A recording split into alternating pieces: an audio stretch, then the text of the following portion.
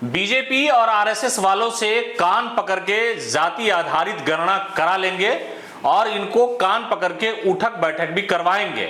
समय आ गया है, एकजुट हो जाइए वरना बिखर जाएंगे। ये अपील है राजद सुप्रीमो लालू प्रसाद यादव की और आधार है जाति आधारित गणना।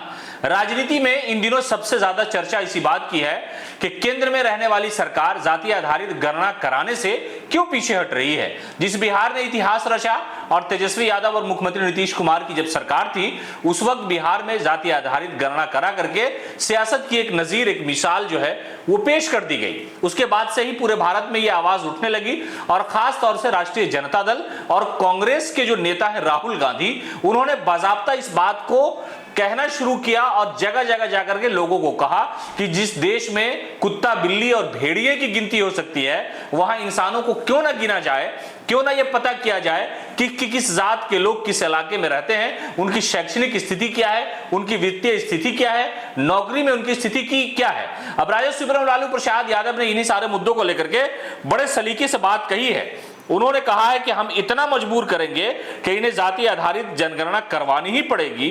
दलित, पिछड़ा, आदिवासी और गरीब का एकता, वक्त आ चुका है कि इस एकता को आप दिखाएं, समय आ चुका है। दरअसल मामला यह हुआ कि आरएसएस ने कहा कि जाति आधारित गणना कराने की आवश्यकता नहीं है। उसके बाद से यह मामला सियासी तौर पर सबसे ज्यादा हंगामा मचा और राजद सुप्रीमो लालू प्रसाद यादव ने यह कहना शुरू कर दिया कि बीजेपी और आरएसएस के लोगों को हम इतना मजबूर कर देंगे कि उन्हें जाति आधारित गणना करानी पड़ेगी। और उन्होंने यह भी कहा कि इनकी क्या औकात है, दंड बैठक करा देंगे इनसे और जाति जनगणना भी कराएंगे। इनकी क्या औकात है, गणना तो करानी ही होगी। इनको इतना मजबूर करेंगे, इतना मजबूर करेंगे कि इन्हें जाति जनगणना पर आना पड़ेगा और इसे करना होगा। दलित, पिछड़ा, आदिवासी और गरीबों को एकता दिखाने का समय आ चुका है।